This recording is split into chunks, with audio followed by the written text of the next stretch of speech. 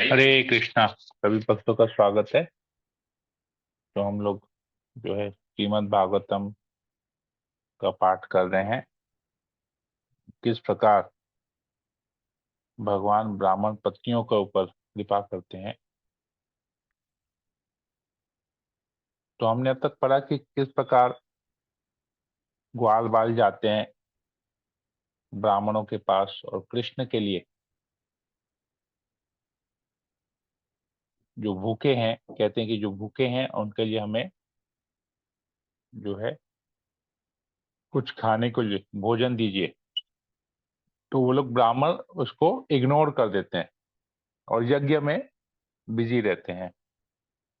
तो ये लोग ग्वाल बाल वापस आते हैं तो कृष्ण कहते हैं उन पत्नियों के पास जाओ, उन ब्राह्मणों की पत्नियों के पास जाओ, वो मुझे विशेष प्रेम करती हैं, वो मेरी भक्त हैं, तो वो जरूर तुमको देंगी।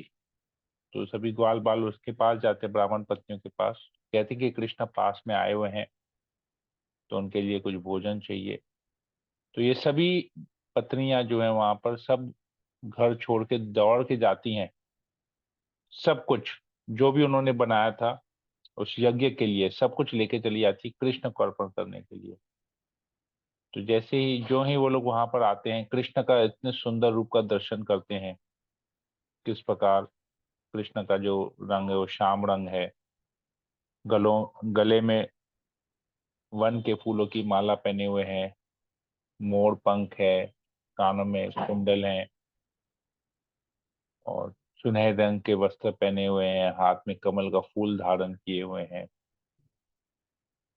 बहुत सुंदर डिस्क्रिप्शन आता है भगवान का यहाँ पर। तो वो लोग उस सुंदर रूप का भगवान का दर्शन करते हैं। अभी भगवान उनको ऊपर कैसे कृपा करते हैं, उनको क्या कहते हैं, हम लोग आज यहाँ पर पढ़ेंगे। ओम अज्ञानतिमिरान्धस्य ज्ञानञ्जनशलाकया चक्षुरुन्मीलितं येन तस्मै श्री गुरुवे नमः। नमो विष्णुपादाय कृष्णप्रेष्ठाय भूतले श्रीमते भक्तिवेदांत स्वामिनिति नामिने। नमस्ते सरस्वती देवे गौरवाणी प्रचारिणे विशेष शून्य पाश्चात्य देशतारिणे। हे कृष्णा करुणा सिंधु दीनबंधु जगतपते गोपेश गोपिका कांत राधा कांत नमस्ते। तप्त कांचन गौरांगी राधे वृंदावनेश्वरी विश्वभानुसुते देवी प्रणमामि हरि प्रिय। वंशाकल्पतरुभ्यश्च कृपा सिन्धुभ्येव च पतितानां पावनेभ्यो वैष्णवेभ्यो नमो नमः। जय श्री कृष्ण चैतन्य प्रभु नित्यानंद श्री अद्वैत गदाधर शिवसदि गौर भक्तवृंद।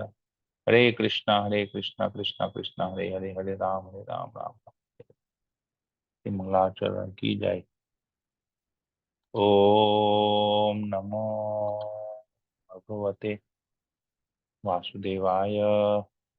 ओम नमो भगवते वासुदेवाय। ओम नमो भगवते वासुदेवाय। तो भगवान कृष्ण ब्राह्मण पतियों से कहते हैं, हे परम भाग्यशालिनी महिलाओं, स्वागत है, कृपया आराम से बैठें। मैं आपके लिए क्या कर सकता हूँ? आप मुझे देखने के लिए यहाँ आई, यह बहुत ही उपयुक्त है। तो देखिए यहाँ पर समझने की बात यह है कि ग्वाल बाल ने कहा, ग्वाल बालों ने ब्राह्मण पक्षियों से कहा कि भोजन चाहिए, और ये लोग सब भोजन लेके जाती हैं कृष्ण के पास। परंतु कृष्ण क्या कह रहे हैं, आप आराम से बैठो, आप दौड़ दौड़ के आई हैं, थक गई होंगी, आप आराम से बैठो, बताओ मैं आपके लिए क्या कर सकता हूँ। हालांकि ये लोग भोजन लाई है कृष्ण की सेवा के लिए, परंतु कृष्ण कह रहे हैं मैं आपकी कैसे किस प्रकार सेवा करूं, ये यहाँ पर बता रहे हैं। निश्चय ही कुशल लोग जो अपने असली लाभ को देख सकते हैं, वे मेरी अहेतुकी तथा अविच्छिन्न भक्ति करते हैं, क्योंकि मैं आत्मा को सर्वाधिक प्रिय हूं। तो कुशल लोग मतलब जो कि रियलाइज्ड हैं, जो बहुत ही भाग्यवान है, वही कृष्ण की भक्ति कर सकते हैं। क्यों? क्योंकि वो लोग कृष्ण की भक्ति में लाभ देखते हैं, एकमात्र कृष्ण की भक्ति में फायदा देखते हैं, अहेतुकी अवांछित अविच्छिन्न भक्ति करते हैं। अहेतुकी मतलब बगैर किसी लाभ की आशा के, वो लोग कृष्ण की भक्ति करते हैं, केवल कृष्ण को देख के वो खुश हो जाते हैं। बस कृष्ण का दर्शन हो गया, सब कुछ मिल गया। इसको कहते हैं अहेतुकी भक्ति। कृष्ण को खुशी करने की केवल इच्छा, एकमात्र इच्छा, कृष्ण कैसे खुशी हो। क्यों ऐसा करते हैं? क्योंकि कृष्ण कहते हैं मैं सबको, आत्मा को सर्वाधिक प्रिय हूं। शरीर के लिए नहीं कह रहे, आत्मा के लिए कह रहे सर्वाधिक प्रिय। क्योंकि आत्मा परमात्मा का अंश है। और परमात्मा कौन है? स्वयं भगवान श्री कृष्ण है। भगवत गीता में कृष्ण कहते हैं मैं सबके हृदय में परमात्मा के रूप में स्थित हूं। आत्मा के संपर्क से ही जीव का प्राण, बुद्धि, मन, मित्रगण, शरीर, पत्नी, संतान, संपत्ति इत्यादि उसे प्रिय लगते हैं। अतः अपने आप से बढ़कर कौन सी वस्तु अधिक प्रिय हो सकती है? तो जो ही आत्मा किसी शरीर में घुसता है तो शरीर प्रिय लगने लगता है। चाहे वो पति का शरीर हो, चाहे पत्नी का शरीर हो, चाहे पुत्र का शरीर हो, चाहे माता पिता का शरीर हो। ये शरीर में जब आत्मा एंट्री करता है, प्रवेश करता है, तो फिर घर, जिस घर में रहते हैं वो भी घर अच्छा लगता है, जिस धन धन संपत्ति सब कुछ अच्छा लगने लगता है। परंतु जो ही आत्मा शरीर से निकल जाती है, शरीर मृत पदार्थ हो जाता है, तो उस मृत पदार्थ को कुछ चेतना है नहीं है, कुछ नहीं समझ में आता है, क्योंकि वो मृत हो गया है। तो आत्मा ही, कृष्ण यहाँ पर आत्मा का ज्ञान फिर दे रहे हैं। तो अपने आप से अब बढ़कर कौन सी वस्तु अधिक प्रिय हो सकती है? तो अपने आप मतलब स्वयं आत्मा ही सबसे प्रिय, मतलब हम एक आत्मा हैं।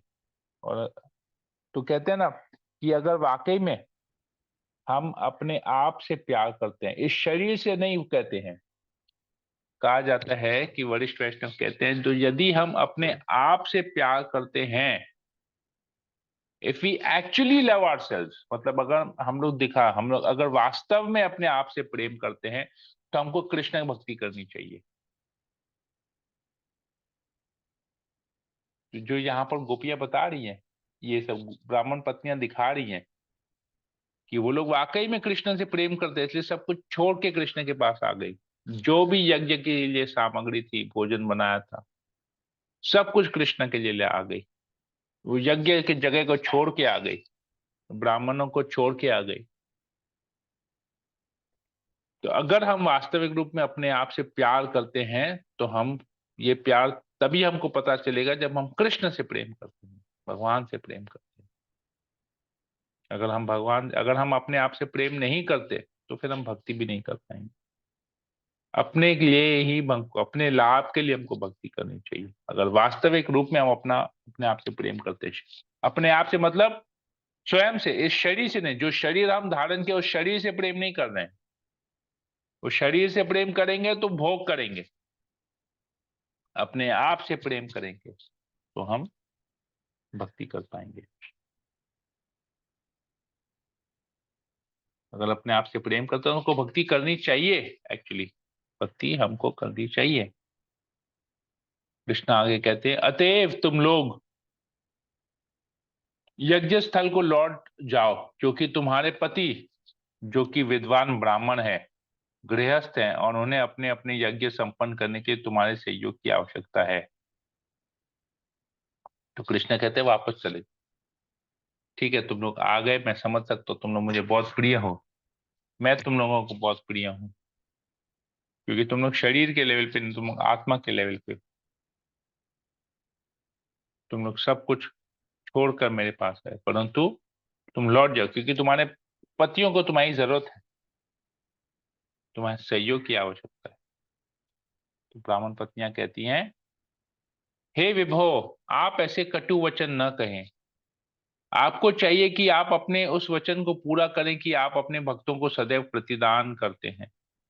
क्योंकि अब हम आपके चरणों को प्राप्त हैं, अतः हम इतना ही चाहती हैं कि हम वन में ही रहती जाएं, जिससे हम तुलसी दल की उन मालाओं को अपने सिरों पर धारण कर सके जिन्हें आप उपेक्षा पूर्वक अपने चरण कमलों से ठुकरा देते हैं।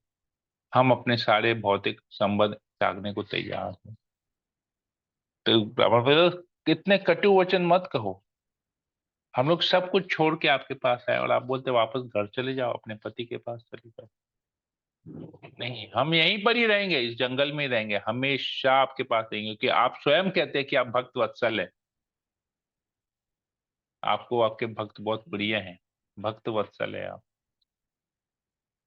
तो अब आप भक्त वत्सल है तो आप कैसे कह रहे हैं हम लोग वापस चले जाएं? हम यहीं पर ही रहेंगे।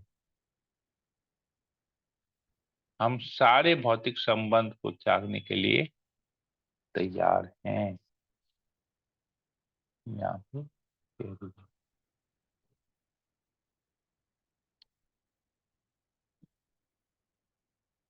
अब हमारे पति, माता पिता, पुत्र, भाई, अन्य संबंधी तथा मित्र हमें वापस नहीं लेंगे, और अन्य कोई हमें किस तरह शरण देने को तैयार हो सकेगा, क्योंकि अब हमने अपने आप को आपके चरण कमलों पर पटक दिया है और हमारे कोई अन्य गंतव्य नहीं है।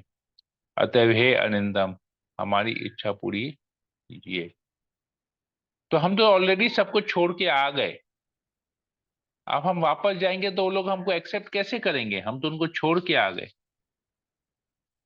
अब आपकी शरण में आए हैं। आप ही हमारे परम गंतव्य है, आप ही हमारे लक्ष्य हैं, आप ही हमारा गोल है जीवन का। तो आप हमारी इच्छा पूरी कीजिए, हमको ग्रहण कीजिए, अपनी सेवा में लगाइए, अपने साथ रखिए। ब्राह्मण पत्नियां कह रही हैं। देखिए, भगवान हमको चॉइस देते हैं, हाँ। हालांकि भगवान के प्रति शरणागत हो तो भगवान फिर भी कह रहे हैं, सोच लो, मेरे शरण में आ रहे हो, सब कुछ छोड़ना पड़ेगा, चाहिए तो तुम वापस जा सकते हो। मतलब मैं तुमको फोर्स नहीं करूंगा कि तुम मेरे प्रति शरणागत हो, फोर्स नहीं करूंगा, ऑप्शंस है तुम्हारे पास, वापस जा सकते हो। भगवान कहते हैं, तुम यह विश्वास करो कि न तो तुम्हारे पतिगण तुम लोगों के प्रति शत्रु भाव रखेंगे, न ही तुम्हारे पिता, भाई, पुत्र, अन्य संबंधी जन या आम जनता। मैं स्वयं उन्हें सारी स्थिति समझा दूंगा, यहाँ तक कि देवता गण भी अपना अनुमोदन व्यक्त करेंगे। तो कृष्ण कहते हैं चिंता करने की जरूरत नहीं है, मैं स्वयं आके सब कुछ ठीक करूंगा। ये पूरा इंसिडेंट मैं उनको बताऊंगा, मैं उनको समझाऊंगा, और वो लोग तुमको एक्सेप्ट जरूर करेंगे। यहां तक कि देवतागण को भी मैं समझा दूंगा, तुम उसकी फिक्र मत करो। ये कौन तुम्हारे बारे में क्या सोचेगा नहीं सोचेगा, कौन तुमको वापस अपनाएगा नहीं अपनाएगा, कृष्ण कहते हैं मैं सब टेक केयर करूंगा, टेंशन मत करो। तुम सबों का मेरे शारीरिक सानिध्य में रहना निश्चय ही इस जगत के लोगों को अच्छा नहीं लगेगा, न ही इस प्रकार से तुम मेरे प्रति अपने प्रेम को ही बढ़ा सकोगी। तुम्हें चाहिए कि तुम अपने मन को मुझ पर स्थिर करो, और इस तरह शीघ्र ही तुम मुझसे पा सकोगे। देखिए, भगवान वापस से गीता का ज्ञान दे रहे, मन मना मत भक्तो, मद याजी माम नमस्तु। भगवान कहते हैं मन मना मत भक्तो, अपना मन मुझ में लगाओ, मेरी भक्ति करो। तो मन लगा, मन से भक्ति करो, शरीर से जरूरत नहीं है, मन से भक्ति करोगे, शरीर से भक्ति अपने आप हो जाएगी। तो कृष्ण यहीं पर ये वापस यही चीज उनको समझा रहे हैं। तुम मेरे साथ रहोगी, शारीरिक सानिध्य में रहोगी, तो तुम, कई लोग ऐसे हैं जिनको अच्छा नहीं लगेगा अगर तुम मेरे साथ रहोगी। इससे अच्छा तुम अपने घर पे रहो और अपने मन से मेरी भक्ति करो। इस प्रकार क्या होगा, ये प्रेम और बढ़ेगा, घटेगा नहीं, क्योंकि विरह का प्रेम बहुत हाई लेवल का होता है। जैसे हम भगवान रामचंद्र की लीला में भी जानते हैं कि किस प्रकार वाल्मीकि ऋषि लिखते हैं रामायण में कि हालांकि जब रावण ने सीता का अपहरण किया था और अशोक वाटिका में सीता थी, और भगवान रामचंद्र, प्रभु श्री राम उसको वन वन में ढूंढ रहे थे, मध्य अवस्था में ढूंढ रहे थे, मतलब पागल अवस्था में, पेड़ से पूछ रहे थे, लताओं से पूछ रहे, क्या हे वृक्ष, क्या तुमने मेरी सीते को देखा? हे फल, क्या तुमने मेरी सीता को देखा? हे, मतलब सब जानवरों से भी पूछ रहे थे, क्या तुमने मेरी सीता को देखा? तो एक साधारण दृष्टि से देखेंगे कि लगेगा कि भगवान रामचंद्र अपने पत्नी के विरह में पागल हो गए हैं और इधर उधर भटक रहे हैं। क्या पूछ रहे हैं, क्या बोल रहे हैं, उनको कुछ समझ में नहीं आ रहा है। ये साधारण बुद्धि से देखेंगे तो ये है। उधर सीता रो रही है अशोक वाटिका में वृक्ष के नीचे, रो रही है बैठ के, राम राम स्मरण करके, अपने पति का स्मरण करके रो रही है। तो ये भौतिक दृष्टि से देखेंगे तो लग रहा है इधर प्रभु रामचंद्र रो रहे हैं, इधर सीता रो रही है। परंतु अगर आध्यात्मिक दृष्टि से देखेंगे, लगता है ये लोग साधारण मनुष्य का रोल, साधारण मनुष्य की तरह रो रहे हैं। परंतु आध्यात्मिक दृष्टि से देखेंगे, लक्ष्मी नारायण उनको कोई अलग नहीं कर सकता है, विष्णु को लक्ष्मी को कोई अलग नहीं कर सकता है। ये केवल एक रोल प्ले कर रहे हैं, और इस रोल प्ले में वो लोग एक दूसरे से अलग रह के दिखा रहे हैं कि हम रो रहे हैं, पर वास्तविक रूप में इनमें और प्रेम बढ़ रहा है कि अभी हम लोग अलग हैं, एक दूसरे को दर्शन नहीं कर पा रहे, लेकिन जब हम मिलेंगे तो कितना ज्यादा आनंद होगा। तो उस आनंद को वो लोग अलग रह के उस आनंद को बढ़ा रहे हैं, मिलने का। ये सोचते हैं कि हम जब मिलेंगे तो कितना आनंद आएगा। तो ये मिलने के आनंद में ये आनंद और बढ़ रहा है। बाहरी रूप से दिख रहा है कि ये दुख है, परंतु अंदर ही अंदर ये सुख है, ये आनंद है। आनंद की अनुभूति वो लोग कर रहे हैं। क्यों? अभी विरह है, फिर हम लोग मिलने वाले हैं, बहुत जल्दी हम लोग मिलने वाले हैं। तो बाहरी रूप से लगेगा कि रो रहे हैं, दुखी हैं, परंतु अंदर में बहुत आनंद है। तो कृष्ण यही बता रहे हैं, तुम मेरे साथ रहोगे ना, बाह्य रूप से रहोगे मेरे साथ, तो लोग रहने नहीं देंगे, तुमको दुख होगा, लोग तुमको ताना मारेंगे, टोकेंगे। इससे अच्छा तुम अपने घर में रहो और मन से मेरी भक्ति करो। उसमें क्या होगा? प्रेम बढ़ेगा, क्योंकि तुम मेरे से अलग हो, तुम लोग को हमेशा मेरे से मिलने की इच्छा होगी, क्योंकि इतने वर्ष तक तो ये लोग मन से ही भक्ति कर रहे हैं, कानों से श्रवण करके भक्ति कर रहे हैं, कृष्ण का दर्शन करके नहीं कर रहे हैं। लेकिन वो कितना प्रेम बढ़ा, तो कृष्ण आए तो तुरंत भाग के चले गए सब कुछ छोड़ के, तो ये बढ़ गया ना प्रेम। इतने समय तक रह के, अलग रह के प्रेम बढ़ा कि जब साथ में मिले तो इतना ज्यादा हो कि सब कुछ छोड़ के चले गए। तो कृष्ण वही कह रहे, जैसे थे वैसे रहो, और जैसे मेरे अपने मन से मेरी भक्ति कर रहे थे वैसे ही मुझे प्रेम करो, वैसी भक्ति भक्ति करो, वैसे ही तुम्हारा प्रेम और बढ़ता जाएगा। तो अपने मन को मुझ पर स्थिर करो, और इस तरह शीघ्र ही तुम मुझे पा सकोगे। मेरे विषय में सुनने, मेरे अर्चा विग्रह स्वरूप का दर्शन करने, मेरे ध्यान धरने तथा मेरे नामों में एवं महिमाओं का कीर्तन करने से ही मेरे प्रति प्रेम बढ़ता है, भौतिक सानिध्य से नहीं। अतएव तुम लोग अपने घरों को लौट जाओ। तो भगवान बता रहे हैं भक्ति कैसे करनी चाहिए। भगवान के विषय में सुनना है, भगवान की लीलाओं का श्रवण करना है, अर्च विग्रह स्वरूप का दर्शन करना है, भगवान के डीटी फॉर्म को, अर्च विग्रह को डेली हमको दर्शन करना है, भगवान का ध्यान करना है। कैसे? नाम जप के द्वारा भगवान का नाम ध्यान करना है। तो नामों का एवं महिमाओं का कीर्तन करना है, हरे कृष्ण महामंत्र का कीर्तन करना है, गीता पढ़ना है, भागवत पढ़ना है। ऐसे करेंगे तो हम भगवान के प्रति हम हमारा प्रेम बढ़ेगा। तो अगर हम वाकई में भगवान से प्रेम करना चाहते हैं तो भगवान यहाँ पर प्रोसेस बता रहे हैं कि तुमको मेरे विषय में सुनना पड़ेगा, मतलब भक्तों का संग करके क्लास अटेंड करना पड़ेगा, भगवान के अर्चे विग्रह की सेवा करनी पड़ेगी, भोग लगाना पड़ेगा, पूजा आरती इत्यादि ये सब करना पड़ेगा, भगवान के नाम का जप करना पड़ेगा, गीता भागवत पढ़ना पड़ेगा। ये चीज भगवान यहाँ पर बता रहे। तो ऐसे करोगे तो यही, इसी से ही तुम्हारा प्रेम बढ़ेगा। बाकी तुम आके मेरे पास बैठ जाओगे और कुछ काम नहीं करोगे तो कैसे होगा? संभव नहीं है। तो इसलिए भगवान के जाओ, अपने अपने घर जाओ, और मैं जो बता रहा हूं वो सब करो, घर छोड़ के मेरे पास आने की जरूरत नहीं है।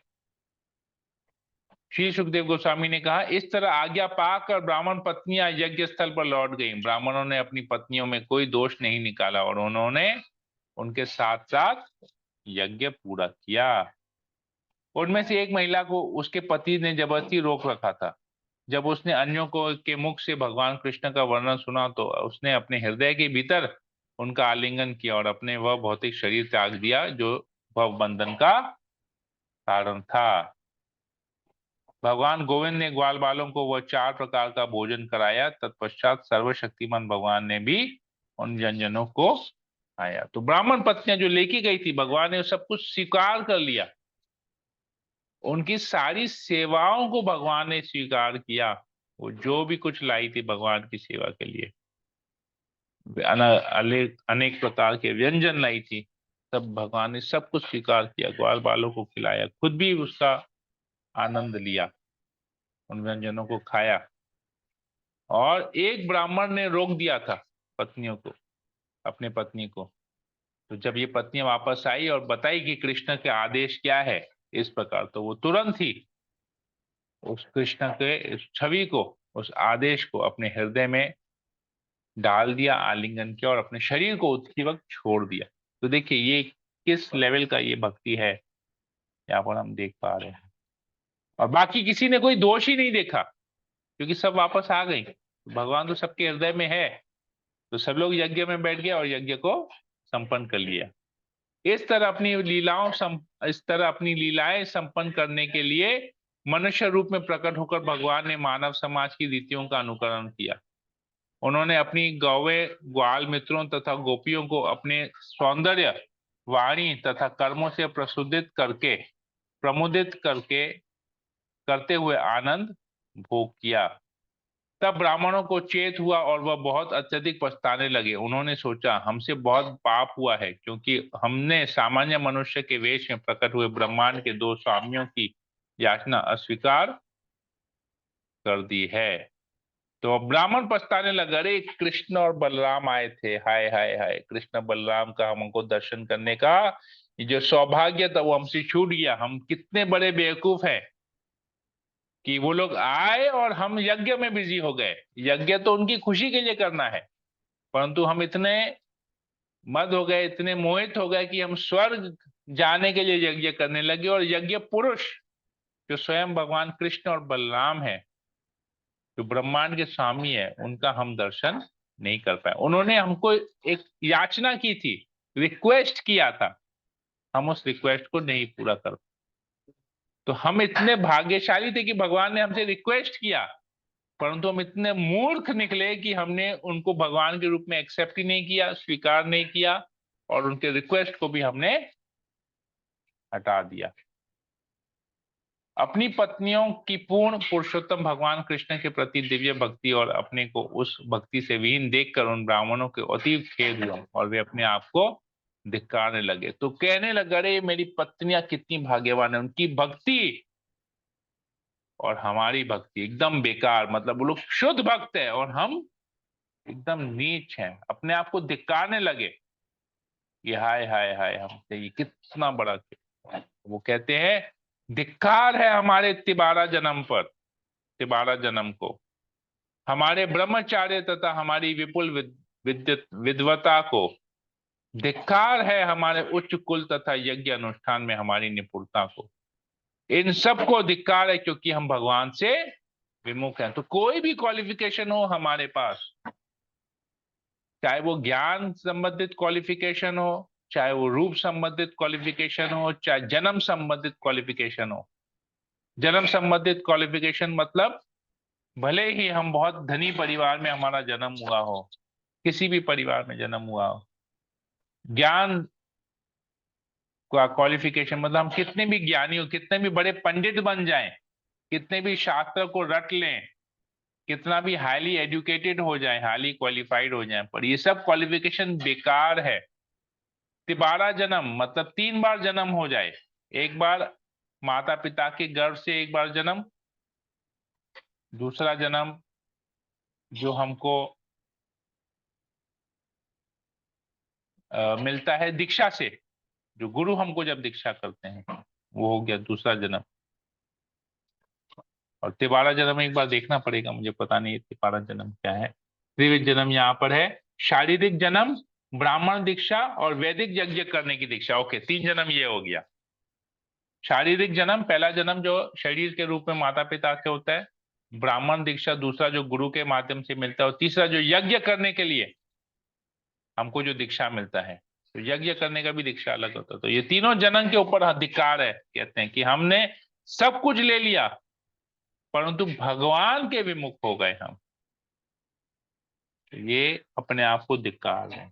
तो हमारा ये क्वालिफिकेशन है एक्चुअली।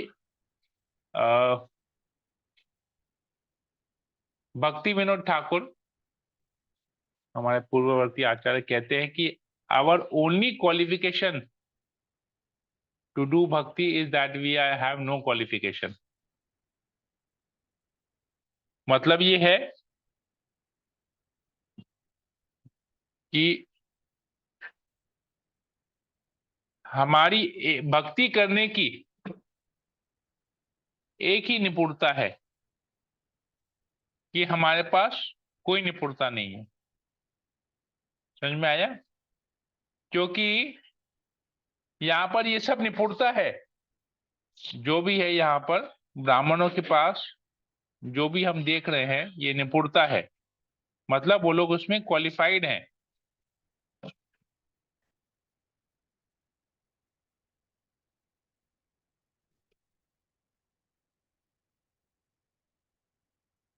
योग्यता जिसे कहते हैं, योग्यता। तो भक्ति विनोद ठाकुर कहते हैं कि हम भक्ति करने की एक ही योग्यता है, वो है कि हमें किसी भी प्रकार की योग्यता नहीं है। क्योंकि यहां पर हम देख रहे हैं ब्राह्मणों में क्या योग्यता है, ब्राह्मणों का दीक्षा हो गया, यज्ञ, ब्राह्मण दीक्षा हो गया, यज्ञ करने का दीक्षा हो गया, तो ये एक योग्यता है। दूसरी योग्यता क्या है कि इनका उच्च कुल में जन्म हुआ है, उनका ब्राह्मण कुल में जन्म हुआ है, दूसरी योग्यता ये है। तीसरी योग्यता क्या है कि उनको वेदों का पूरा ज्ञान है। तो ये 3 योग्यताएं उनके पास है। पहली योग्यता क्या है कि उनका ब्राह्मण कुल में जन्म हुआ है, तो वो ब्राह्मण है। दूसरी योग्यता क्या है कि उनकी दीक्षा हो गई है,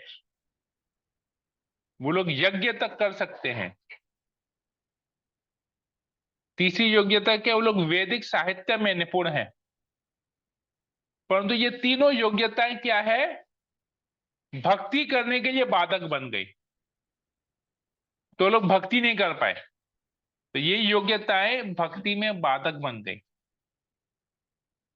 तो इसलिए भक्ति विनोद ठाकुर कहते हैं कि भक्ति करने की योग्यता क्या होनी चाहिए कि हमारे पास किसी भी प्रकार की योग्यता नहीं हो, मतलब हम कुछ नहीं हो, तभी हम भक्ति कर पाएंगे।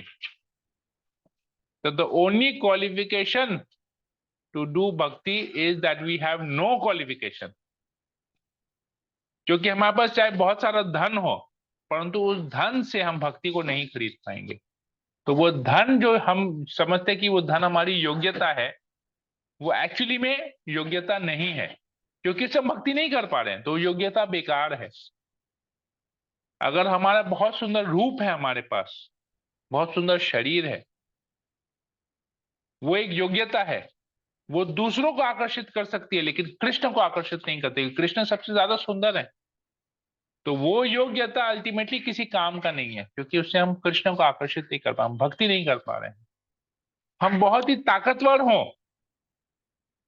सारा बल हो हमारे पास, परंतु उस ताकत से भी हम लोगों को तो आकर्षित कर पाएंगे परंतु भगवान को आकर्षित नहीं कर पाएंगे, तो वो योग्यता भक्ति के लिए भी लायक नहीं है। तो इसलिए भक्तिविनोद ठाकुर कहते हैं कि हमारी एक ही योग्यता है कि हमारे पास कोई योग्यता नहीं है। तो अगर हमारे पास कुछ नहीं है, ना हमारे पास धन है, ना ऐश्वर्य है, ना बल है, ना त्याग है, कुछ नहीं है हमारे पास, ना सुंदरता है, कुछ नहीं है, तभी हम भक्ति कर पाते। तो मेरे पास कोई योग्यता नहीं है इसलिए हम भक्ति कर रहे हैं।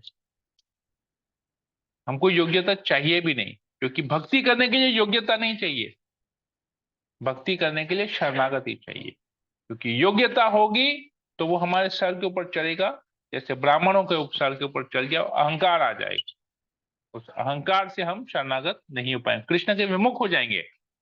ये चीज यहाँ पर ब्राह्मण हमको समझा रहे हैं। भगवान के विमुख हो गए वो लोग, इतनी योग्यताएं उनको भगवान के विमुख कर दी।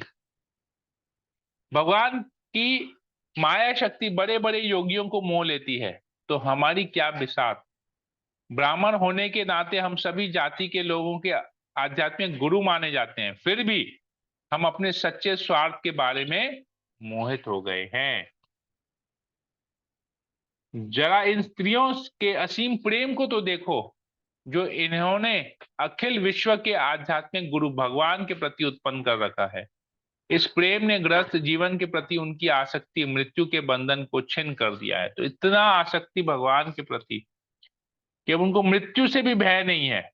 उन लोगों ने, जैसे हमने देखा, एक ब्राह्मण पत्नी ने अपना शरीर छोड़ दिया, कृष्ण के प्रति इतना प्रेम था कि उसको शरीर से मोह निकल गया और उसने शरीर त्याग दिया। क्योंकि जबकि गृहस्थ जीवन में सबसे ज्यादा मोह करने वाला, सबसे बड़ा बंधन हमारे पास है वो शरीर। और शरीर से जुड़े हुए जितने भी हमारे रिश्ते हैं, मेरे माता पिता, मेरे पति, मेरा पत्नी, मेरे बच्चे, ये सबसे बड़ी आसक्ति है।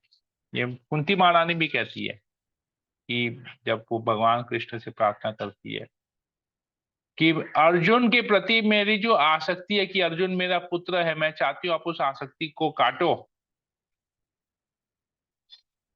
मैं अर्जुन को आपके सखा के रूप में आपसे जोड़ के देखना चाहती हूँ, मेरे पुत्र के रूप में उसको नहीं देखना चाहती। कुंती महारानी ये कहती है। तो ये आसक्ति, जो शरीर की जो आसक्ति है ना, बहुत बड़ी आसक्ति है।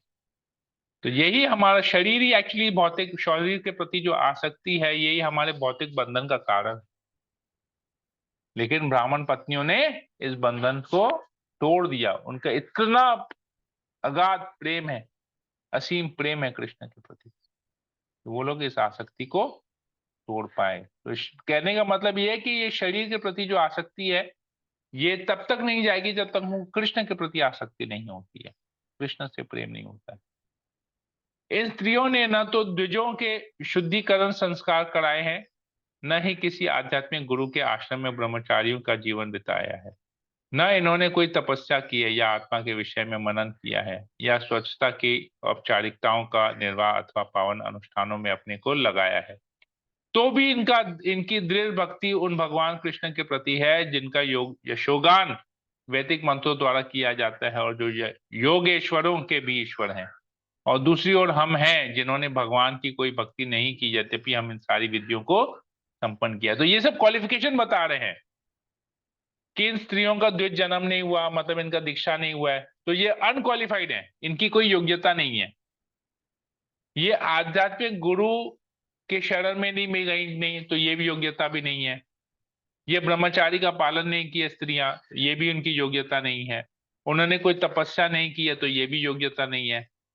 आत्मा के विषय में मनन नहीं किया, मतलब ज्ञान नहीं लिया, ये भी उनकी योग्यता नहीं है। स्वच्छता की औपचारिकों का निर्वाह, मतलब अपने आप को कैसे साफ करना है, कैसे स्वच्छता का पालन करना है, उसका भी इन्होंने, ये भी इनके पास क्वालिफिकेशन नहीं है। ये भी इनके पास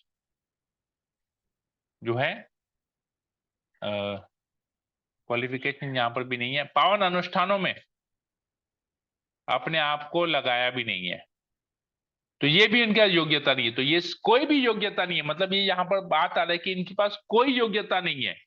तो ये कोई योग्यता नहीं होने के कारण इनकी एक ही योग्यता है कि वो लोग, कोई योग्यता नहीं है, तो यही कोई योग्यता नहीं है बोल के यही इसकी एक योग्यता है कि इनके पास कुछ नहीं है और उनके पास कृष्ण की भक्ति है।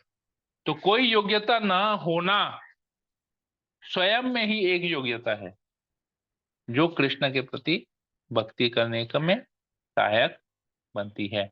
और जो सारी योग्यताएं हैं ब्राह्मणों के पास, परंतु वो उनको भ्रमित कर दिया, मोह में डाल दिया और कृष्ण के विमुख कर दिया। निस्संदेह हम लोग ग्रह कार्यों में व्यस्त रहने के कारण अपने जीवन के असली लक्ष्य से पूरी तरह विपथ हो गए हैं।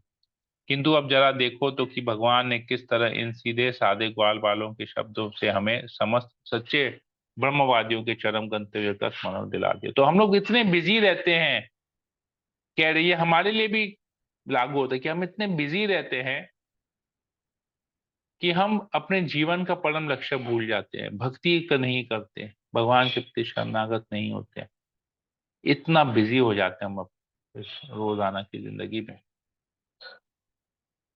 तो यहाँ पर ग्वाल बालों ने उनको स्मरण कराया। गुरु हमको, ग्वाल बाल क्या थे? भगवान के प्रतिनिधि थे। भगवान ने कहा जाओ इनको बोलो कृष्ण और बलराम ने भेजा है। तो गुरु भी भगवान के प्रतिनिधि हैं, तो गुरु को भी भगवान भेजते हैं, और गुरु के माध्यम से हमको स्मरण मिल कराते हैं कि तुम्हारा जो परम लक्ष्य है वो है भगवान की भक्ति करना और भगवान के धाम वापस जाना। अन्यथा पूर्ण काम, मोक्ष तथा दिव्य आशीर्वादों के स्वामी परम नियंता हमारे साथ जब विडंबना क्यों करते? हम तो सदैव उन्हीं के नियंत्रण में रहने के लिए ही हैं। तो हम एक्चुअली भगवान के कंट्रोल में हैं, भगवान हमको चला रहे हैं, परंतु हम भूल जाते हैं इस बात को। कैसे भूल जाते हैं? कर्म कांड में इतना व्यस्त हो जाते हैं कि हम भूल जाते हैं, हमको लगता है हम ही सब करता है, परंतु एक्चुअली में भगवान हमको कंट्रोल कर रहे हैं। लक्ष्मी जी उनके चरण कमलों का स्पर्श पाने की आशा से सब कुछ एक ओर रखकर तथा अपने गर्व और चंचलता त्याग कर एकमात्र उन्हीं की पूजा करती हैं। ऐसे भगवान यदि याचना करते हैं तो यह अवश्य ही सबों को चकित करने वाली बात है। तो बोले ये लक्ष्मी देवी सब कुछ छोड़ के भगवान के चरण कमलों की सेवा कर रही है, और वही भगवान अगर हमसे कुछ मांगेंगे तो ये तो चकित करने वाली बात है। जो लक्ष्मीपति हैं, जिसके पास सब कुछ है, लक्ष्मी देवी स्वयं जिनकी सेवा कर रही है, अगर वो आके हमसे कुछ मांगेंगे तो ये तो चकित करने वाली बात है ना। जिसको कुछ चाहिए नहीं, जिसके पास ऑलरेडी सब कुछ है, वो अगर याचना करेगा कि मुझे कुछ दे दो, तो ऑब्वियस है चकित करने वाला बात होगा। तो हम भ्रमित हो गए। जैसे मान लीजिए बड़े बड़े उद्योगपति हैं, हजारों करोड़ की संपत्ति उनके पास है, अगर वो हमारे पास चल के और हमसे 100 रुपया मांगे, हम तो चकित कर लेंगे, हम तो चकित हो जाएंगे ना। अरे हजारों करोड़ों का मालिक और मेरे यहाँ पर आ रहा है और मुझसे 100 रुपया, और मुझे बोले यार मुझे खाने के लिए दो, मैं तुम्हारे घर आ रहा हूँ खाना खाने के लिए, मान लीजिए ऐसे कोई बोलता है, कोई बहुत बड़ा बिजनेसमैन, हजारों करोड़ों का मालिक हो, तो आके हमको बोलता है, फोन करता है, अरे आज ना हम आपके पास घर में आ रहे हैं खाना खाने, मेरे लिए लंच तो बनाना। हम चकित, अरे इतना बड़ा व्यक्ति हमारे घर क्यों आ रहा है? चकित करने वाली बात है। तो हम एक तरह से मतलब हम एक्सेप्ट नहीं कर पाते इस बात को कि ऐसा कोई हमारे पास आ भी रहा है। तो यही ब्राह्मणों का भी यही था, वो अपनी कृपा करने के लिए हमारे पास आ रहे हैं, क्योंकि वो विनम्र हैं, वो कृपा देने वाले, इसलिए आ रहे हैं। यही चीज यहाँ पर, भगवान आ रहे हैं लेकिन ये लोग समझ नहीं पाए, वो कृष्ण को साधारण बालक समझे। यज्ञ के सारे पक्ष, शुभ स्थान तथा समय, सात सामग्री की विधियां, वस्तु, वैदिक मंत्र अनुष्ठान, पुरोहित तथा यज्ञ के देवता, यज्ञ अधिष्ठाता, यह यज्ञ हवि तथा प्राप्त होने वाले शुभ फल, ये सभी उन्हें उन्हीं के ऐश्वर्य की अभिव्यक्तियां हैं। तो ये हमने पढ़ा कि सब कुछ उचित था, लेकिन ये लोग भूल गए कि ये भगवान की कृपा से ही संभव था, ये सब कुछ उचित था। लेकिन वो लोग भगवान, अभी वो लोग रियलाइज कर रहे हैं ये तो भगवान का ही दिया हुआ है, भगवान के ऐश्वर्य ही है, उन्हीं के ऐश्वर्य से ही ये संबंध अभिव्यक्तियां है। ये जो शुभ समय है, शुद्ध जगह है, सब कुछ है, वैदिक मंत्र है, सब कुछ परफेक्ट है, ये यज्ञ जो है वो परफेक्ट हो रहा है, वो भगवान की कृपा से ही यज्ञ परफेक्ट हो रहा है। ये वो लोग शुरू में भूल गए, उनको लगा वो लोग इस यज्ञ को संपन्न कर रहे हैं। अभी उनको रियलाइज हो कि भगवान की कृपा से ही यज्ञ संपन्न हो पाया।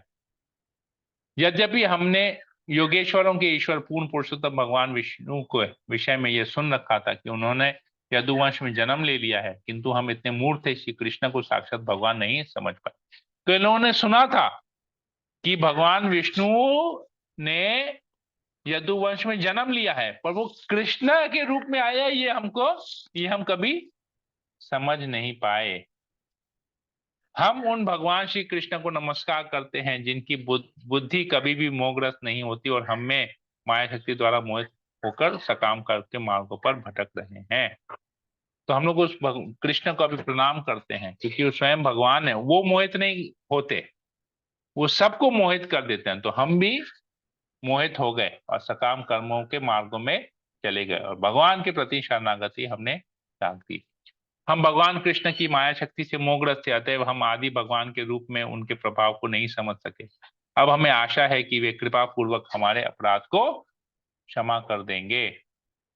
इस प्रकार कृष्ण की उपेक्षा करने से उनके द्वारा जो अपराध हुआ था उसका स्मरण करते हुए उनका दर्शन करने के लिए वे अति उत्सुक उठे, किंतु कंस से भयभीत होने के कारण उन्हें व्रज जाने का साहस नहीं हुआ। तो अभी भी उन्होंने क्षमा तो मांग लिया भगवान से मन ही मन में, परंतु अभी भी वो कृष्ण के पास जा नहीं सके। गलती रियलाइज की, परंतु कंस के भय से कृष्ण के पास नहीं जा सके। लेकिन कृष्ण क्या कहते हैं? डरो मत। कृष्ण गीता में कहते हैं सब धर्मों का परित्याग करो और मेरी शरण में आओ, मैं तुम्हें सारे पापों से मुक्त कर दूंगा। डरो मत, just surrender, don't be afraid. यहाँ पर वो लोग मन में तो शरणागत हो गए, क्षमा मांग रहे हैं, परंतु पूर्ण शरणागति अभी भी नहीं है, क्योंकि वो लोग डर रहे हैं। भगवान कहते हैं अर्जुन को गीता में, कहो कि न मैं भक्ता प्रणश्यति, मेरे भक्त कभी विनाश नहीं होगा। कृष्ण कहते हैं अर्जुन ये घोषणा कर दो कि मेरे भक्त का कभी विनाश नहीं होगा। तो ये लोग अभी भी डर रहे हैं, कंस से भय कर रहे हैं, मतलब अभी भी इनमें शुद्ध भक्ति नहीं है। तो हम भी इसी तरह से है, कर तो रहे हैं, खींचतान के माला जप कर रहे हैं, जैसे तैसे कुछ बना के भगवान को भोग लगा रहे हैं, जैसे तैसे करके क्लास अटेंड कर लेते हैं, श्रवण कर लेते हैं, पर शरणागत नहीं है। बहुत चीज के बारे में अभी भी हम सोचते हैं, अरे ऐसा, अरे वैसा, अगर ये नहीं किया तो ऐसा होगा, वैसा नहीं किया तो वैसा होगा। अभी डरते बहुत है हम लोग। तो हमारी भी अवस्था इन ब्राह्मणों की तरह ही है। इस प्रकार श्रीमद् भागवत के 10वें स्कंद के अंतर्गत ब्राह्मण पत्नियों को आशीर्वाद नामक 23वें अध्याय के श्रीमद् एसी भक्ति वेदांत स्वामी प्रभुपाद के विनीत सेवकों द्वारा रचित तात्पर्य पूर्ण हुए। हरे कृष्णा। किसी भक्त को कोई प्रश्न हो, कोई कमेंट हो तो यहाँ पर पूछ सकते हैं, बोल सकते हैं।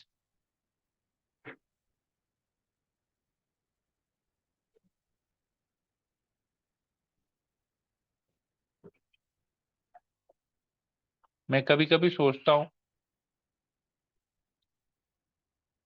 कि ठीक है मैं ये पढ़ रहा हूँ, मुझे लगता है कि मैं आप लोगों के साथ मिलके पढ़ रहा हूँ, परंतु मुझे कभी कभी ये रियलाइज होता है कि केवल मैं ही पढ़ रहा हूँ अपने शुद्धिकरण के लिए। पता नहीं मेरा रियलाइजेशन कैसा है, आप लोग का रियलाइजेशन, क्योंकि पूछने के बाद भी आप लोगों में से जल्दी कोई 2-3 जन छोड़ के कोई भी किसी प्रकार का कमेंट नहीं करता, कुछ पूछता नहीं है। तो मुझे लगता है आप लोग केवल फोन ऑन करके रख देते हैं और सारा घर घूमते रहते हैं, तो कोई ध्यान से सुनता नहीं है, कोई कुछ बोलता नहीं, कोई कुछ पूछता नहीं है। मुझे तो बहुत आनंद आया ये पढ़ के। मैं भागवत पढ़ता हूँ, आप लोग हरे सुनते हो, कृष्णा मुझे तो प्रभु हरे बहुत जी आनंद कृष्ण आता है। प्रभु जी मुझे लगता नहीं आप ध्यान लोग से को कुछ आनंद आता होगा, मुझे तो बहुत आनंद आता है। कितना आनंद आता है, कितना ध्यान से हम लोग सुनते हैं, कितना आनंद आता है। तो लेकिन बता नहीं पाते हैं, सब समझ में आता है लेकिन आपको मैंने शेयर नहीं कर पाते हैं। उतना हम लोग में उतना गुण आया ही नहीं है कि हम आपसे बोल पाए उतना। तो भक्ति करने के लिए तो गुण नहीं चाहिए ना। हमने तो इतना देर तो यही पढ़ा कि कोई गुण नहीं होना चाहिए। आनंद आता जीवन को है, एकदम समझ में सरल लगना, आता है। जीवन को सरल रखेंगे ना तो अपने आप सब कुछ हो जाएगा। पर प्रभु जी, प्रश्न करने के लिए आपने जगह कहाँ छोड़ी है? आप तो सब इतनी अच्छी से समझा दे रहे हैं कि क्या प्रश्न करें। जी ओके, एकदम सही बोले माता जी, एकदम सही मुझे बोले। हाँ लगा हाँ। कि मैं कुछ समझा ही नहीं पा रहा, इसलिए आप लोग कुछ समझ भी नहीं रहे तो बोलते हैं प्रभु इतने बेवकूफ हैं कि ऐसी कुछ समझा नहीं पा रहे हैं, पढ़ भी ठीक से नहीं पा रहे हैं, तो प्रश्न करेंगे तो उसका उत्तर भी नहीं दे पाएंगे, तो छोड़ दो, अरे प्रभु के आप ऊपर तो हम कृपा करते समझा हैं सब समझा कि ही उनको देते हैं। ऐसी बेवकूफ है, उनको और बेवकूफ साबित नहीं करना है। मुझे तो क्यों ऐसा प्रभु लगता जी, है। आप ऐसी गलत नहीं बात नहीं कर प्रभु रहे जी, हैं? ऐसा बात सब नहीं है। सब समझा ही देते ओके, हैं, हम लोग एकदम मतलब समझ ही जाते हैं। और इतना जो नहीं भाव समझ में विभोर आता है होता पूछते हैं तो प्रभु जी आपसे, ओके। जो भी पूछना होता है तुरंत तो लेकिन पूछते दो हैं, बार, क्योंकि तीन आपने बार, पहले चार ही कहा बार। है कि मन में संकल्प नहीं, मन में संशय नहीं रखना है। ओके। जितना भी प्रश्न हो कर लें, फिर हम क्यों हाँ, रुकेंगे? लेकिन कमेंट नहीं करते ना, प्रश्न नहीं है तो कमेंट नहीं करते हैं, तो मुझे लगता है कि पता नहीं सब खो गए हैं, कहाँ पर खो नहीं गए हैं। सब लोग लगता है भगवत धाम चले गए, लीला सुन सुनते मैं ही यहाँ पर बैठ गया, मैं लटक गया, सब लोग निकल गए। सब लोग हम तो भगवान की लीला लीला का में घुस साक्षात जाते हैं, दर्शन हम कर रहे भगवत हैं। धाम क्या हाँ पहुंचेंगे सब, प्रभु जी। तो भगवान का लीला का दर्शन करें मतलब भगवत धाम चले गए ना, भगवान की लीला देखने के लिए। जी, अरे बस तो उतनी मुझे दूर लगता तक है ही मैं ना, ही फिर रह वापस गया, आ जाती है। सब लोग निकल गए फ्लाइट पकड़ के, मैं ही छूट गया, लास्ट एंड फाइनल कॉल प्रभु जी आपके होता है ना। चरण पकड़ के हम लोग जाएंगे, आपका चरण पकड़ेंगे तभी तो वो जा ओहो, पाएंगे। हमारा हमारा चरण मत पकड़िएगा, नहीं हम, हमारा चरण पाताल में जाने वाला है, तो आप लोग मेरा नहीं नहीं चरण मत प्रभु, ऐसा पकड़िएगा। बात नहीं है। भगवान का चरण पकड़िए, हम लोगों का प्रभुपाद का चरण चरण पकड़ पकड़िए, के हम लोग, तो भगवत धाम चले जाएंगे। हमारा मत पकड़िए, हमारा हम आपका तो भी तो देंगे ही नहीं। शिक्षा ले रहे हैं हम ना, तो तो शिक्षा हम इसलिए जब बैठते हैं ना, प्रभु। अपने चरणों को छुपा के रखते हैं कि कोई हमारा चरण देखे नहीं, कोई इसको पकड़ने का प्रयास भी नहीं करे। प्रभुपाद का चरण पकड़िए, भगवान का, देखिए भगवान का चरण हमेशा दिखता है, जो पकड़ना है वही दिखता है, जो उसको पकड़ना नहीं उसको छुपा के रखना चाहिए। हम नहीं तो तो अपने आप चरणों को बोल रहे हैं ना, छुपा के गुरु के रखते हैं। गुरु के भगवान को पाया जाता है ना प्रभु, तो हाँ गुरु तो के थ्रू गुरु ही तो हम गुरु लोग का भगवान कीजिए, को गुरु का, पाएंगे। हमारा मत कीजिए, हम गुरु नहीं है। आप भी शिक्षा हम, गुरु तो हुए ना। हाँ हम पढ़ते हैं, हम केवल प्रभुपाद शिक्षा गुरु है, क्योंकि प्रभुपाद के दिए हुए तात्पर्य को पढ़ रहे हैं, मैं कुछ अब नहीं पढ़, अब मेरा लिखा हुआ ग्रंथ आपके नहीं है से ये। सीख रहे हैं हम लोग के अंदर ज्ञान, तो आप हाँ ही से आ रहा प्रभुपाद ही है, गुरु है, आप मानना प्रभुपाद शिक्षा पड़ेगा, और गुरु प्रभुपाद मानना है, शिक्षा गुरु हमारे प्रभुपाद जी हैं। हम उन्हीं की दी हुई शिक्षा को पढ़ रहे हैं, हम शिक्षा नहीं दे रहे हैं, प्रभुपाद के दिए हुए शिक्षा को मैं पढ़ता हूँ, मैं और समझा शिक्षा भी रहे नहीं हैं देता ना, हूँ, तो ये ध्यान रखिएगा। शिक्षा पढ़ गुरु के समझा रहे प्रभुपाद हैं जी ना। हैं। यस, तो शिक्षा गुरु प्रभुपाद जी हैं, मैं नहीं हूं, मैं केवल पढ़ रहा हूं, जो समझ रहा हूं वो समझा रहा हूं, लेकिन शिक्षा प्रभुपाद जी की है। तो प्रभुपाद हमारे शिक्षा गुरु, तो प्रभुपाद से हमारा एक स्पेशल, हर एक व्यक्ति जो इस्कॉन ज्वाइन करता है उसका प्रभुपाद के साथ एक पर्सनल रिलेशन बन जाता है, क्योंकि हम लोग सभी लोग प्रभुपाद की शिक्षा को पढ़ रहे हैं। तो प्रभुपाद हमारे सर्वप्रथम शिक्षा गुरु हमेशा प्रभुपाद जी होने चाहिए, ये आप लोग समझ लीजिए। अगर आप इसको ठान लेंगे कि प्रभुपाद जी हमारे सर्वप्रथम शिक्षा गुरु हैं, तो हम भक्ति कर पाएंगे, क्योंकि प्रभुपाद की कृपा से भक्ति होगी, मेरी कृपा नहीं होगी। मैं खुद कृपा की याचना करता हूँ, तो मैं कैसे किसी के ऊपर कृपा कर पाऊंगा। मैं स्वयं अपनी भक्ति को ठीक करने के लिए प्रभुपाद से प्रार्थना करता हूँ, भगवान से प्रार्थना करता हूँ, गुरु महाराज से प्रार्थना करता हूँ, तो मैं कैसे आप लोगों को कृपा कर पाऊंगा। प्रभुपाद से प्रार्थना कीजिए, प्रभुपाद के प्रति शरणागत होइए, क्योंकि हम लोग सभी लोग प्रभुपाद की शिक्षा ले रहे हैं। ठीक है, तो ये हमेशा ध्यान रखिएगा, ये शिक्षा गुरु हमारे प्रभुपाद जी हैं। मैं समझा रहा हूं, मैं शिक्षा गुरु नहीं हूं, मैं केवल समझा रहा हूं, मैं वो जो शिक्षा है उसको और थोड़ा से सरल तरीके से उदाहरण दे के आपको बता रहा हूं, बाकी शिक्षा गुरु प्रभुपाद जी हैं। ठीक है, क्लियर है ये। तो हमारा चरण पकड़ने जी का प्रभु। प्रयास मत कीजिएगा, हम तो दिखाएंगे ही नहीं अपने चरण, तो पकड़ेंगे कहाँ से। जो चरण दिखाते उसका पकड़िए, जो पकड़ने योग्य है उसको पकड़िए। हमको पकड़ेंगे तो हम तो नर्क जाएंगे, आप लोग सब लोग मेरे पीछे पे जा जाएंगे, वो नर्क में मेरे को बोलेंगे प्रभु कहाँ लेके आ गए। हम तो सोचे आप इतना अच्छा ट्रेलर दिखाए, लेकिन पिक्चर तो इंटरवल तक ही में ही बोरिंग हो गया, नींद आने लगा। तो ऐसा हमको मत बोलिएगा। बोले आप तो दिखाए कि कॉमेडी है, आनंद है, आप तो हॉरर पिक्चर हमको दिखा दिए। कॉमेडी आनंद के चक्कर में आप हमको लव स्टोरी के चक्कर में हॉरर फिल्म दिखा दिए, तो फिर हमको बाद में मत दोष दीजिएगा। तो लव स्टोरी है, लव स्टोरी, कृष्ण को पकड़िए, लव स्टोरी को लव स्टोरी रहने दीजिए। हॉरर फिल्म में हमारा पकड़ेंगे, हॉरर फिल्म बन जाएगा, फिर डर जाएंगे सब, आंखें बंद कर लेंगे। ठीक है, हरे कृष्ण प्रभु, धन्यवाद। हरे कृष्ण प्रभु प्रभु जी, जी, दंडवत दंडवत प्रणाम। प्रणाम। आप इतना अच्छा से समझाते हैं, कुछ क्वेश्चन पहले से सोचते भी है, तो आपका सुनने के बाद लगता है कि इतना सुनने के बाद हम अगर वहीं पे अटके हैं तो फिर फायदा क्या हुआ सुन के। इसलिए आप क्वेश्चन पूछ नहीं पाते हैं प्रभु जी, क्योंकि जैसे आप बोले पैसा से भक्ति नहीं कर सकते, सुंदरता से नहीं, लेकिन कहीं कहीं पे देखते हैं कि मतलब बोलने में खराब लगता है, लेकिन पैसे वाले को अलग तरह से ये किया जाता है, इस तरह से किया जाता है। लेकिन जब हम आपका जब सुनते हैं तो फिर हमको अच्छा नहीं लगता कि इस तरह क्वेश्चन भी रहना चाहिए इतना हाँ सुनने के बाद। नहीं, पैसे वाले को करने का एक कारण है क्योंकि जी। पैसा वाला व्यक्ति जो है ना, पैसे से ही सेवा कर पाएगा भगवान की, वो वो दूसरे जी तरीके से सेवा नहीं कर पाएगा। तो जी जी अल्टीमेटली लक्ष्य क्या होता है, उस व्यक्ति को भगवान के साथ जोड़ना। क्योंकि जब धीरे जी धीरे पैसे से वो सेवा करेगा ना, तो जी पैसा देते देते देते देते उसका पैसे के प्रति आसक्ति खत्म हो जाएगा। जी जो जी व्यक्ति नहीं वही जब दान देता है ना, तो जी दान देने का मतलब है उसका पैसे के प्रति, और भगवान के लिए जब दान देता है, हमको मैं एक लेक्चर में सुना था आशा करूं, जब हम लोग भक्ति शास्त्री करते थे, तो हम भक्ति शास्त्री में हमारे ऊपर ये आया था कि एक व्यक्ति ने, उधर एक भक्त ने एक प्रश्न किया था कि प्रभु, सबके प्रति आसक्ति जा सकती है, लेकिन धन के प्रति आसक्ति कैसे जाएगी? तो आशा प्रभु बोले कि पैसे को ना, धन को भगवान की सेवा में लगाओ। जी जब धन को भगवान की सेवा में लगाओगे ना, तो धीरे धीरे धीरे धीरे भगवान की कृपा से तुम्हारे धन के प्रति विरक्ति हो जाएगी। तो हर एक चीज के प्रति आसक्ति, जैसे हमने यहाँ पर पढ़ा ना, शरीर के प्रति आसक्ति काटनी है तो मन को भगवान की सेवा में लगाओ, मन में भगवान का स्मरण करो। तो मन में अगर भगवान का स्मरण करेंगे तो शरीर के प्रति अपने आप आसक्ति खत्म हो जाएगी। तो जिस चीज के प्रति अगर आसक्ति है, तो उस चीज को अगर भगवान की सेवा में लगाएंगे, उस चीज से आसक्ति हटके भगवान के प्रति आसक्ति हो जाएगी।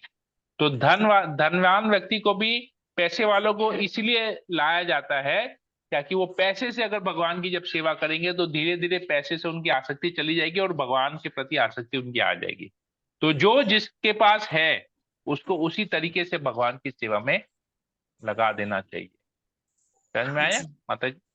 ये हाँ गलत नहीं है, नहीं, गलत नहीं है, लेकिन ये एक दूसरा तरीका है। इसको सोच हमारी वैसी होनी चाहिए, क्योंकि वो हाँ पैसे को हमको अपने भोग के लिए नहीं यूज करना है। जब पैसे को हम भगवान की सेवा में लगाते तो वही सही सेवा है। नहीं तो मंदिर कैसे बनेगा?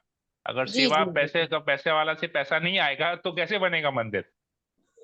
तो जिसके पास जो है उसको वे देना चाहिए। जैसे अभी हम लोग दुर्गापुर गए थे, तो दुर्गापुर में जिस जगह पे मंदिर बना हुआ है, तो उधर जो पूरा जो टीन का छप्पर है, वो जी सब तो एक वहां के एक कंपनी ने स्पॉन्सर कर दिया। उसका काम ही वही है, उसका काम है वो steel wheel iron and steel industry है वहां पर। तो उसने सब कुछ दे दिया, तो उसने अपने कंपनी में जो मैन्युफैक्चर हुआ, उसने वही चीज से मंदिर खड़ा कर दिया ना, तो गलत कहाँ है? नहीं नहीं, ये तो समझ में गलत आया? नहीं है, लेकिन जो हाँ अगर पैसे वाले नहीं है तो उनको अवॉइड भी तो नहीं करना चाहिए ना, ये चीज तो हाँ, नहीं नहीं ठीक तो है ना पैसे वाले नहीं है उनको अवॉइड नहीं करना चाहिए। तो उनके पास अब कृष्ण ने क्या कहा? शारीरिक संबंध मेरा नहीं करो, जी जी जी घर में जाओ मन से भक्ति करो। जी जी तो ये बात सही है। खत्म हो गया ना? जी तो हम क्यों सबका सानिध्य करने जाएंगे? नहीं, हम जाएंगे पैसे वालों के साथ बैठ के, इधर ही सामने सामने हम खड़े रहेंगे। क्यों? जरूरत क्या है? जी ये भगवान ने चीज कहा सानिध्य करो। कैसे सानिध्य करना है? मन से। घर जाओ और मन से मेरी भक्ति करो, मन में मेरा चिंतन करो। बोले ना, नाम जप करो, मेरे बारे में, मेरे लीलाओं के बारे में श्रवण करो, उनको पढ़ो, उनका ध्यान करो। तो कृष्ण तो ये सब कह रहे, कीर्तन करो। कृष्ण तो बता रहे हैं अर्चे विग्रह की सेवा करो। तो कृष्ण तो बता रहे हैं हमको क्या करना है, और हम जबरदस्ती जाएंगे, घुसेंगे दूसरे लोगों के बीच में कि नहीं नहीं हम भी उसका जैसा हुआ हम को भी वैसा। नहीं, कृष्ण तो कह रहे जी हैं। समझ में आया? तो कृष्ण जी इसलिए बहुत कह रहे हैं अच्छा तुम पर्सनल आ रहे हो मेरे पास, पर्सनली मत आओ। जी जहां हो वहीं पर ही करो। मैं तुम्हें अपने पास जरूरत पाने पर मैं तुमको अपना दर्शन दूंगा अपने यहाँ। हरि बोल कृष्ण बहुत कहे ना अच्छा ये चीज, कृष्ण तो कहे ये चीज, तो हम क्यों नहीं समझ रहे हैं ये बात को? हम क्यों बात दूसरे, तो मतलब हम अभी भौतिक बुद्धि से सोच रहे हैं ना, ऐसा जी वैसा वैसा वैसा। नहीं, तो कृष्ण क्या करें उसके बारे में खाली सुनना है, उसको ध्यान से समझना है। मेरे पास मत आओ। गई ब्राह्मण पत्नियां कृष्ण के पास, कृष्ण बोले मेरे पास मत आओ। मेरे पास आओगे तो ये लोग कटु वचन कहेंगे, तुमको रहने नहीं देंगे मेरे पास। जी तुम घर में जाओ, जहां हो वहीं पर ही जाओ, वहीं पर ही मेरा स्मरण करो, मेरी लीलाओं का श्रवण करो, मेरा नाम जप करो, मेरे गुरुओं का कीर्तन करो, वहीं पर बैठ के करो। इससे तुम मुझे प्राप्त कर सकोगे, तो तुमको आने की जरूरत नहीं है। ठीक है? इसका देखो, इसको अगर हम भौतिक भौतिक दृष्टि से देखें ना, एक बहुत सुंदर उदाहरण मैं देता हूं। हम लोग पहले क्या करते थे, बाजार जाते थे, भाई दाल चावल आटा मैदा बेसन सब्जी लेने जाते थे कि नहीं जाते थे? झोला भर के। अभी भी बहुत जन जाते होंगे, लेकिन अभी जी क्या करते हैं, ग्रोसरी ऐप में ऑर्डर कर दिए, बिग बास्केट में, फ्लिपकार्ट में, स्विगी में, सब घर बैठे बैठे मिल जा रहे हैं ना, तो सब चीज चल के अपने घर में आ जा रहा है। तो क्या हुआ, अब हम सोच रहे हैं, स्मरण कर रहे हैं, महीना का लिस्ट बना रहे हैं, अरे हमको 2 किलो नमक चाहिए, 5 किलो चावल चाहिए, 10 किलो आटा चाहिए, 1 किलो बेसन चाहिए, 1 किलो मैदा चाहिए। स्मरण किए, लिस्ट बना दिए, ऐप खोले, लिस्ट में सारा, उसमें क्या क्या हमको चाहिए तो कार्ट में डाले, पेमेंट किए, घर में वो आ गया। तो संभव है ना। अब हमको बाहर जाने की जरूरत नहीं है, दुकान में जाने की जरूरत नहीं है, राशन दुकान में जाने की जरूरत नहीं है, किराने के पास जाने की जरूरत नहीं है, आ गया हमारे पास वो। तो यही चीज, इसको अब हम आध्यात्मिक रूप में लेंगे, भौतिक रूप में तो कहीं जाने की जरूरत नहीं है। भक्तों का संग करेंगे, ऑनलाइन भी कर सकते हैं, ऑफलाइन भी कर सकते हैं, नाम जप करेंगे, कीर्तन करेंगे, लीला का श्रवण करेंगे, हो गया। कृष्ण के प्रति भक्ति आएगी ये सब करके, और कृष्ण स्वयं हमको फिर मिलेंगे। समझ में आ गया इस उदाहरण से? जी बहुत अच्छा से, अच्छा हुआ क्वेश्चन कर लिए, मन में मेरा रह जाता शायद। बहुत अच्छा लगा प्रभु जी, बहुत अच्छा से समझाए। ठीक है, और किसी को कुछ पूछना है? राजू प्रभु। हरे कृष्णा प्रभु जी। हरे कृष्णा, बोलिए। प्रभु जी जैसे ब्राह्मण पत्नियां सब कुछ छोड़ के बिना उनकी सोचे समझे सब कृष्ण जी के दर्शन करने के लिए उनके सामने आ गई और उनको खाना लेकर आ गई उनके दर्शन के लिए। तो उनकी फिर कृष्ण जी ने भी बोला था कि अभी इसमें श्लोक में बताया आपने कि आप सब कुछ मेरे ऊपर छोड़ दो, उनकी तुम्हें किसी चीज की कोई चिंता करने की जरूरत नहीं है, तुम मेरी शरण में आई हो। तो ये सब चीजें उन्होंने कहा। तो ऐसे ही हमारा ऊपर भी ऐसे ही है, होता ना कि ये भी शिक्षा हमें भी मिलती है ना प्रभु जी। सीखा है, इतना सीखने को मिलता है हमें कि सब कुछ हम लगी, चाहे कोई कुछ भी कहो, चाहे हम हमारे ऊपर उनकी कोई भी बाधाएं आती हैं, कुछ भी आते हैं, लेकिन हम लोग शरण उनकी उनकी शरण में चले जाते हैं तो वो सब कुछ अपने आप देख लेते हैं। ये भी कि मेरे साथ कई बार हुआ है ऐसा कि मैं अभी जैसे कुछ सोच लेती हूँ या कुछ करना रहता है तो फिर सोचती हूँ कि नहीं यार ये नहीं आना चाहिए, वो नहीं आना चाहिए, पता नहीं ये नहीं टोक दे कहीं, वो नहीं टोक दे, तो मैं जा पाऊंगी कि नहीं जा पाऊंगी, लेकिन वो अपने आप ही इतना सुंदर तरीके से व्यवस्थित कर देते हैं कि अपने आप ही सब कुछ हो जाता है। तो ये तो होता ही है हमेशा प्रभु जी। हरे कृष्णा। ये सही है। तो एक्चुअली भक्ति एक ऐसी चीज है ना,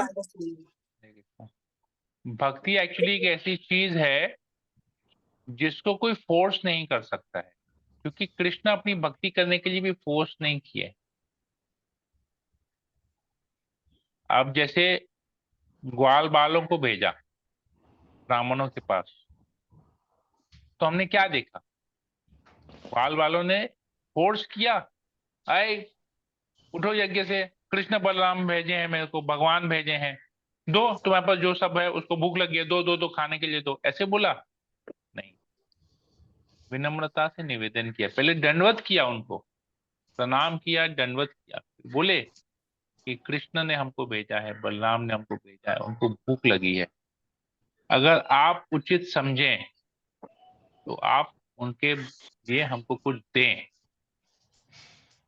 तो ये है एटिकेट।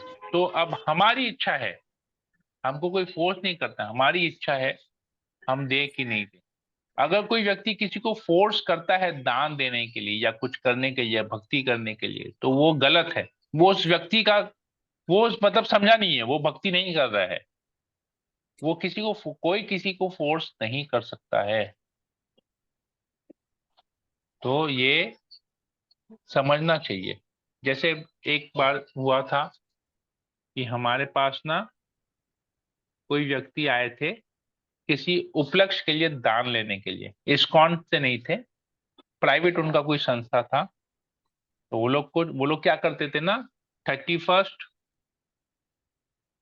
दिसंबर को या पता नहीं फर्स्ट फर्स्ट संडे नया साल का पहला संडे को लोग वो माता का जागरण कराते थे, तो उसके लिए वो लोग सबके पास आते थे डोनेशन कलेक्शन करने के लिए। एक संस्था, एक ग्रुप था, तो वो लोग आते थे डोनेशन कलेक्शन करने के लिए। तो वो लोग क्या करते थे, आते थे और अपने हिसाब से रसीद काटते थे। मतलब वो अपने हिसाब से रसीद में अमाउंट लिखते थे, अगला को कितना देना है वो नहीं पूछते थे। तो जैसे हमारे यहाँ पर आए थे, उन्होंने 501 का रसीद काटा। आई थिंक 501 का ही रसीद था। ये 2-3 साल पहले की बात कर रहा हूँ, तो इसलिए मुझे एग्जैक्टली याद नहीं है, या हो सकता 4 साल पहले की बात है, 2019 2019 या 2020 की बात होगी मैं कर रहा हूँ। तो उन्होंने आके, हमने बोला 51 रुपया, तो वो लोग बोले 51 रुपया अगर दान देना है तो उधर आके दान पेटी में डाल के जाना, हम खुद चल के आए हैं तो हम 501 के नीचे नहीं लेंगे। मैं बोला आप फोर्स क्यों कर रहे हैं, आप डोनेशन मांगने आए, तो आप डोनेशन लेंगे अगले की श्रद्धा के ऊपर। आप कैसे फोर्स कर सकते हैं किसी को डोनेशन लेने के लिए, हमको इतना ही पैसा चाहिए, लेके नाश्ता, तो ये गलत है। तो मतलब उसकी, वो जो अगर 501 डिमांड कर रहा है तो वो उसकी श्रद्धा नहीं है, वो उसका अहंकार है कि मैं चल के आया हूं तो मैं उतना ही लूंगा। तो दैट इज नॉट भक्ति। इससे हमको उसका नेचर पता चलता है कि वो क्या है। तो ये चीज हमको समझना चाहिए। ये एक एग्जाम्पल मैंने आपको दिया। तो यही चीज जैसे दान के ऊपर आता है, वैसे भक्ति के ऊपर भी आता है। आप किसी को जबरदस्ती फोर्स करके नहीं बिठा सकते कि तुम बैठो, मैं 16 माला कर रहा हूँ तो तुमको 16 माला जप करना पड़ेगा, मैं प्रसाद खाता हूँ भोग लगा के तो तुमको भी भोग लगा के खाना पड़ेगा। नहीं, हम उसको समझा सकते हैं कि 16 माला जप करने से या माला जप करने से क्या बेनिफिट है, भोग लगा के प्रसाद के रूप में भगवान को उचित करने से क्या बेनिफिट मिलता है, ये समझाएंगे। उसके बाद उसकी इच्छा, उसको करना हो चाहे नहीं करना, हमको करना चाहिए बस। और हमारा काम है उसको समझाना, फोर्स नहीं करना। प्रभुपाद जी भी कभी किसी को फोर्स नहीं किए। प्रभुपाद बोलते थे लोग आते हैं, अगर वो लोग फिलॉसफी समझते हैं तो ठीक है, फिलॉसफी नहीं समझते उनको क्लास में नहीं बैठना, उनको प्रसाद खिलाओ और रवाना कर दो, कोई टेंशन नहीं है। भगवान कृष्ण अर्जुन को क्या बोलते हैं, मैंने तुमको सारा फिलॉसफी दे दिया, तुमको जो इच्छा हो तुम करो, मैं तुमको फोर्स नहीं करूंगा कि तुमको ये करना है, मैंने सारा ज्ञान दे दिया। ये समझना बहुत जरूरी है। तो भक्ति एक ऐसी चीज है, भक्ति क्या, कोई भी चीज हम किसी को फोर्स नहीं कर सकते, हमको फोर्स करना भी। और भक्त लोग को तो फिलहाल, भक्त लोग को तो खास करके फोर्स नहीं करना चाहिए। वो लोग केवल प्रार्थना कर सकते हैं भगवान से कि इसके ऊपर कृपा कीजिए। भक्त का काम है कृपा करना, फोर्स करना नहीं। निवेदन करना, विनम्र होके निवेदन करना, याचना करना, प्रार्थना करना, रिक्वेस्ट करना, ये है। नित्यानंद प्रभु जगाई मदाई के पास गए, विनम्र भाव से उनको बोले आप भगवान कृष्ण का नाम जप कीजिए, आप भगवान कृष्ण का नाम जप कीजिए। उन्होंने पत्थर लेके मारा, नित्यानंद प्रभु के सर पे मारा। नित्यानंद प्रभु कौन है, बलराम है। चैतन्य महाप्रभु कौन है, कृष्ण है। तो सोचिए, बलराम जो केवल एक हल, जब गुस्सा हुए तो हस्तिनापुर पे केवल अपना हल रखा और पूरा हस्तिनापुर कोई राज्य को खींच के लेके जा रहे थे, इतना शक्ति उनमें। संकर्षण है, पूरे ब्रह्मांड को धारण किए हुए हैं। वो बलराम जब नित्यानंद प्रभु बन के आते हैं तो जगह मदे के चरणों पे गिर के उनसे याचना करते हैं, उनसे प्रार्थना करते हैं, उनको रिक्वेस्ट करते हैं आप कृष्ण का नाम जप कीजिए। वो लोग उसके सर पे दे मारते हैं, नित्यानंद प्रभु के सर से खून निकलता है। चैतन्य महाप्रभु क्रोधित हो जाते हैं, तुरंत सुदर्शन चक्र धारण करते हैं कि मेरे भक्त को तुमने कैसे मारा, मैं जरूरत कैसे हुई ये मारने की। तुरंत सुदर्शन चक्र धारण करते हैं, उनका छोड़ते हैं जगाई मदाई के ऊपर में कि उनका सर काट लो। परंतु नित्यानंद प्रभु तुरंत चैतन्य महाप्रभु के चरण पकड़ लेते हैं। नहीं, बोलते भगवान आप ऐसा नहीं कर सकते, आप इस अवतार में किसी का वध करने नहीं आए, आप इस अवतार में सबको कृष्ण प्रेम देने आए हैं। तो मेरे जितने भी पुण्य है आप सब ले लीजिए, लेकिन इनको कृष्ण प्रेम दीजिए। इनके ऊपर कृपा कीजिए। नित्यानंद प्रभु बलराम ये कहते हैं, तो भगवान क्या करते हैं, तुरंत नित्यानंद प्रभु के कहने पे, क्योंकि नित्यानंद प्रभु भगवान के शुद्ध भक्त है, तो नित्यानंद प्रभु के कहने पर ही उन्होंने जगाई और मदाई के ऊपर कृपा की और उनको कृष्ण प्रेम दिया। तो नित्यानंद कौन है, वो आदि गुरु हैं, बलराम आदि गुरु हैं। तो गुरु की कृपा से ही, गुरु अगर हमारे पर कृष्ण कृपा करेंगे तो वो कृष्ण हमको अपना प्रेम देंगे। गुरु अगर रुष्ट हो जाएंगे तो हमारे पर कृष्ण कभी कृपा नहीं करेंगे। ये समझना बहुत जरूरी है कि कैसे हम पर कृपा होती है, कैसे हमको कृपा याचना करनी चाहिए, दूसरों के लिए कैसे हमको प्रार्थना करनी है, स्वयं के लिए कैसे प्रार्थना करनी चाहिए, इससे हमको पता चलता है। ठीक है, हरे कृष्णा। Chitwan, I hope I have answered all your questions. तुमने जो जो भी चैट में लिखा। हाँ चितवन? हाँ बिल्कुल बिल्कुल बिल्कुल। चलो ठीक है, हरे कृष्णा। हरे ठीक है, तो कृष्ण। मैं सेशन को यहीं एंड करता हूँ, बहुत समय हो गया, हमने इस अध्याय को कंप्लीट किया भगवान की कृपा से। ये अध्याय बहुत सुंदर, मतलब इतने सारे हमने पढ़े, तो मुझे पर्सनली ये बहुत आनंद आया इसको पढ़ने में कि भगवान किस प्रकार कृपा करते हैं ब्राह्मण पत्नियों के ऊपर। अपनी अपनी स्वयं की हमने देखा कि हम किस जगह पे हैं, भगवान कैसे शुद्ध भक्त, मतलब अपना असली पोजीशन पता चलिए कि अब भक्ति के कितना दूर है हम। हालांकि इतने वर्षों से साधना कर रहे हैं, परंतु अभी भक्ति कुछ नहीं आई है। ब्राह्मण पत्नियों की भक्ति को हमने देखा, हम लोग तो ब्राह्मण से भी तुच्छ है। अभी लग रहा है ऐसा, ये पढ़ने के बाद कब कैसे भगवान की कृपा मिलेगी पता नहीं। ठीक है, तो अभी ये हमारा आज अंतिम था कार्तिक महीने के इस उपलक्ष्य में जो भागवतम पाठ कर रहे थे, तो ये अंतिम था। हम लोग फिर सैटरडे संडे 2 दिन ब्रेक रहेगा कि मैं मायापुर जा रहा हूँ। मंडे को भी मुझे पता नहीं मैं कर पाऊँ, क्योंकि मंडे को मैं अब तक जा तो रहा हूँ, कल अब कब आऊंगा वो पता नहीं, पर मंडे अंतिम दिन है, तो देखते हैं। ट्यूसडे से फिर हम इसको प्रारंभ करेंगे। तो मैं कल का रिकॉर्डिंग और आज का रिकॉर्डिंग मैं डाल दूंगा, तो जिनको ऐसा हो कि अगर वो सुबह का क्लास मिस करते हो तो आप लोग कल और परसों 2 दिन, कल और आज वाला रिकॉर्डिंग आप देख सकते हैं। ठीक है, मैं ग्रुप में शेयर कर दूंगा। हरे कृष्णा कृष्ण कृष्ण हरे हरे, राम हरे राम राम राम हरे हरे, वंशाकल्पतरुभ्यश्च पतितानां पावनेभ्यो वैष्णवेभ्यो संवेद भक्तवृंद की जय। जगत की प्रभुपाद की जय। ग्रंथ श्रीमद् भागवतम की जय। दामोदर मास की जय। हरे कृष्णा। हरे कृष्णा। दंडवत प्रणाम प्रभु जी। दंडवत प्रणाम प्रभु हरे जी। कृष्ण प्रभु जी, दंडवत प्रणाम।